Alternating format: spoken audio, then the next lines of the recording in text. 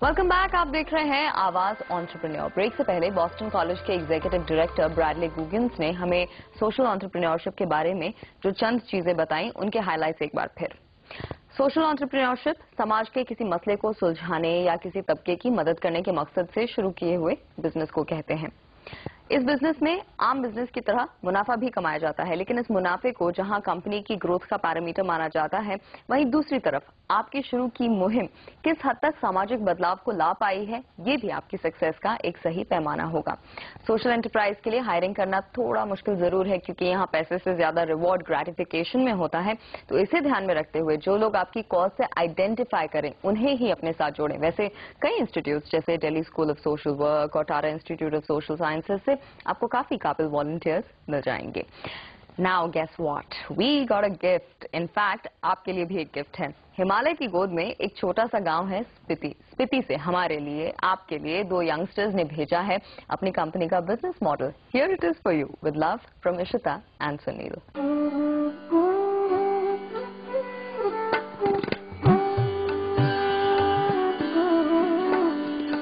स्पीति के इस लैंडस्केप को देखकर आपको भी विश्वास नहीं होगा कि कुछ साल पहले तक यहाँ सिर्फ एक बर्फीला रेगिस्तान था।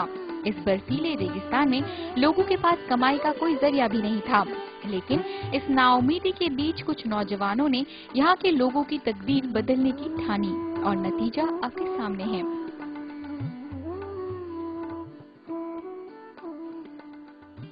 हाय, मेरा नाम इशिता है and I am one of the founder members of Ecosphere. Hi, मेरा नाम सुनील है और इकोस्फेयर में मैं एक फाउंडर मेंबर हूँ। मेरा नाम चरिंग नबुवेदिया है। मैं इकोस्फेयर कोर टीम का सदस्य हूँ। इकोस्फेयर एक सोशल एंटरप्राइज है जिसे इशिता और सुनील ने लोकल लोगों के साथ मिलकर शुरू किया।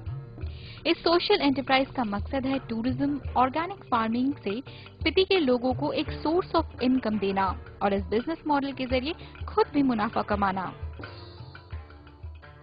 इकोस्फेयर का मुख्य उद्देश्य यही है कि लाहौल स्पीति घाटी में लोगों की आजीविका को कैसे संरक्षण एवं विकास के साथ जोड़ा जाए। इकोस्फेयर स्पीति टूरिस्ट को कई ट्रैवल पैकेजेस ऑफर करती है, जिसमें एडवेंचर, कल्चर और स्पीति के लोगों को कुछ वापस करने का भी मौका मिले। कंपनी ने अपने टूर्स प्रमोट करने के लिए वेबसाइट खोल रखी है। इसके अलावा responsibletravel.com जैसी वेबसाइट के साथ टाई अप से भी टूरिस्ट को इकोस्फेयर के बारे में इंफॉर्मेशन मिल जाती है।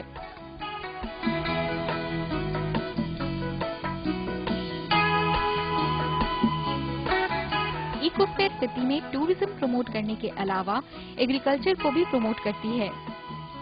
स्पीति में सब जीरो टेम्परेचर और हार्श क्लाइमेट की वजह से खेती करना मुश्किल है, क्योंकि बर्फ गिरने से जमीन ढीली पड़ जाती है।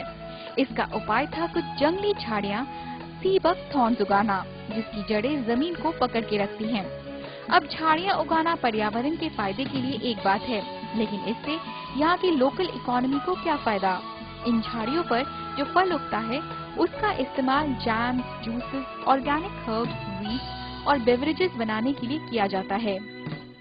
इकोस्फेयर ने स्पीति की महिलाओं को इसके लिए ट्रेनिंग दी और अब इन प्रोडक्ट्स को बाकायदा सेरिंग की ब्रांड नेम के तहत बेचा जाता है। इन प्रोडक्ट्स को दिल्ली, मनाली जैसे शहरों में रिटेल या फिर डिस्ट्रीब्यूटर्स के जरिए भी बेचा जा रहा है। इकोस्फेयर का मुख्य उद्देश्य है यहाँ के लोकल प्रोडक्ट्स को कैसे बढ़ावा दिया जाए। तो इसी के साथ इकोस्फेयर का रेवेन्यू मॉडल भी जुड़ा हुआ है। So it is based on the promotion of responsible eco travel, sea buckthorn, और यहाँ के ट्रेडिशनल एग्रीकल्चर और ट्रेडिशनल हैंडीक्राफ्ट को कैसे रिवाइव किया जाए और प्रमोट किया जाए। Encouraged by the great response, Ecosphere ने अब यहाँ के बने गर्म कपड़ों, थांका वर्क और मड क्राफ्ट जैसे हैंडीक्राफ्ट पर भी काम करना शुरू किया है। हालांकि इस तरह के सोशल एंटरप्राइज का प्राइमरी मकसद समाज के किसी तबके की मदद करना ही होता है, लेकिन ऐसा नहीं है कि इकोस्फेयर नुकसान में चल रही कंपनी है। टूरिज्म और ऑर्गेनिक फूड के इन दो वर्टिकल से कंपनी 10 से 30% का मार्जिन कमा रही है। यूजुअली हमारी कोशिश यही रहती है कि हमारे जो विकास और कंजर्वेशन के जो टारगेट्स हैं, डेवलपमेंट और कंजर्वेशन की जो एक्टिविटीज के टारगेट्स हैं, उन्हीं के थ्रू जो हम अपने बिजनेस के टारगेट्स को डिटरमिन करते हैं।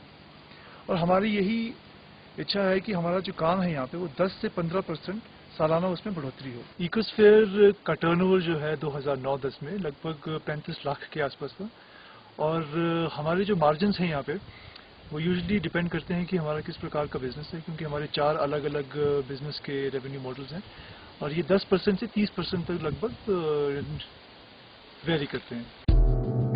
इकोस्फेयर को मीडिया से काफी अप्रिसिएशन मिला है, जिससे कंपनी को पब्लिसिटी भी मिलती रही है।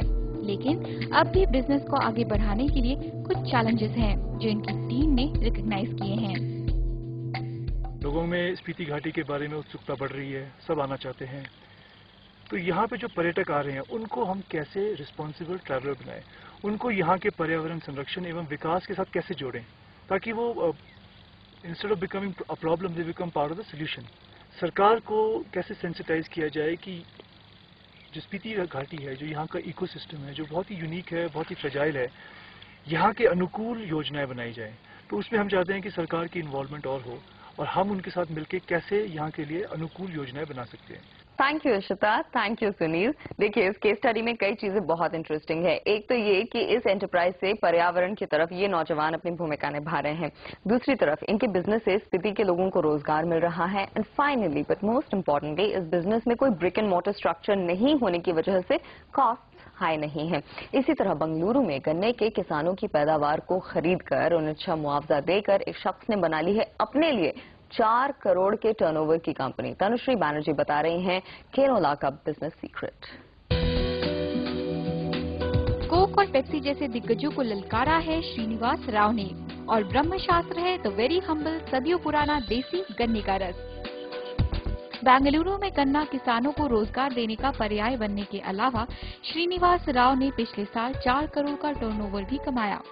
गन्ने का जूस तो बहुत सी जूस शॉप्स बेचती हैं, फिर केनोला में क्या खास है? एक कॉन्सेप्ट हमारा एमडी का ब्रेन चाइल्ड है। इसमें ये 3 एस्पेक्ट है इसमें। वन इज ये कॉन्सेप्ट फार्मर फ्रेंडली है और एंटरप्रेनर फ्रेंडली है और कस्टमर फ्रेंडली है। ये 3 है। फार्मर फ्रेंडली मतलब sugarcane crop is there no it. हमने फार्मर से शुगरकेन क्रॉप लेकर अच्छा प्राइस देकर हमने कस्टमर्स को वो पील कर हमारा हाईटेक पीलिंग सेंटर है, उधर वॉश कर पील कर हमने शॉप्स को इंसुलेटेड वैन में सप्लाई करता है। गन्ने के जूस को पसंद करने वाले तो कई हैं, लेकिन अनहाइजीनिक होने की वजह से कई लोग इसे पीने से कतराते हैं। केनोला ने इसी कंसर्न को अपने लिए एक अपॉर्चुनिटी में तब्दील कर दिया। जूस मशीन से निकाला जाता है और इस जूस को स्टाफ हाथों में ग्लव्स पहनकर सर्व करते हैं। अब जबकि कंपनी प्रोफेशनल तरीके से जूस प्रोड्यूस कर रही है, तो इसके लिए प्रीमियम तो चार्ज करेगी ही। केनोला के जूस का एक ग्लास 10 रुपए का पड़ता है, जबकि एक आम दुकान में गन्ने का रस 5 रुपए प्रति ग्लास भी बेचा जाता है। लेकिन एक साफ सुथरे माहौल के एवज में ये 2 गुना कीमत चुकाने में लोगों को कोई दिक्कत नहीं। Actually we are selling juices at very affordable rates and हमारा सभी पार्लर्स में अच्छा सेल्स होता है। हाई टर्नओवर, लो मार्जिन है। लेकिन एक हमारा एंटरप्रेन्योर्स को ये नुकसान नहीं होता है। हम क्या है, कितना रिक्वायरमेंट है उतना रिक्वायरमेंट शुगरकेन परचेस करता है, हम उतना रिक्वायरमेंट जूस एक्सट्रैक्ट कर भेजता है। ये डेली है प्रैक्टिस है, उसके लिए उसको नुकसान नहीं होता है और हाई टर्नओवर, लो मार्जिन हमारा कॉन्सेप्ट है। हमारा आउटलेट्स में हमारा एंटरप्रेन्योर्स को 20% मार्जिन मिलता है। इनकी सबसे बड़ी खासियत है गन्ने के जूस में मिलने वाले 5 flavour: ginger, lemon, salt pepper, chaat masala और नेचुरल, जो पूरी तरह नेचुरल और साफ सफाई से बनाया जाता है। सड़क पर बिक रहे गन्ने के रस से अलग ये शानदार एम्बियंस लोगों को भा जाता है। ज्यादा से ज्यादा लोग तक पहुंचने के लिए केनोला ने फ्रेंचाइजी मॉडल अपनाया है। हम पहले चालू किया था वो टाइम में हमारा पास एक आउटलेट था, हमारा खुद आउटलेट था। अभी हमारा पास वो 17 आउटलेट्स है। इन्फोसिस में है, विप्रो में है, बड़ी बड़ी कंपनी में है, कॉर्पोरेट्स में है और पब्लिक सेक्टर में रेलवे, बेंगलुरु सेंट्रल रेलवेज में हमारा आउटलेट्स है और सभी आउटलेट्स में इनफ्लो बहुत अच्छा है। केनोला ने अपने फ्रेंचाइजी आउटलेट की मदद से अपनी ब्रांड तो बना ली है। अब इस ब्रांड को प्रमोट करने के लिए वो बड़े प्लेटफॉर्म्स भी तलाश रहा है। बिग बाजार और स्पेंसर जैसे रिटेलर्स के स्टोर्स में शेल्फ स्पेस लेकर कंपनी को अच्छा एक्सपोजर मिल रहा है। केनोला के बिजनेस से आप एक बात तो समझ ही गए होंगे, एक छोटे से छोटे प्रोडक्ट को अगर प्रोफेशनल ढंग से पेश किया जाए, बेचा जाए तो खुद ब खुद ब्रांड तैयार हो जाती है। ब्रांड महज एक नाम नहीं बल्कि कस्टमर को एक सेट वैल्यू प्रोपोजिशन का वायदा है। गन्ने का रस तो सदियों से बिक रहा है, लेकिन केनोला ने एक प्राइमरी कंसर्न को आइडेंटिफाई किया जो था हाइजीन, और उसे एक बिजनेस अपॉर्चुनिटी में खुद के लिए तब्दील किया। और इससे न केवल उनका बिजनेस चल पड़ा बल्कि गन्ना किसानों को बाजार के मुकाबले बेहतर रेट देकर केनोला बन गया एक सोशल एंटरप्रेन्योर। ब्रेक के बाद इन सोशल वेंचर्स के लिए कहां से मिलता है फाइनेंस, इस पर करेंगे बातचीत, कहीं मत जाइएगा।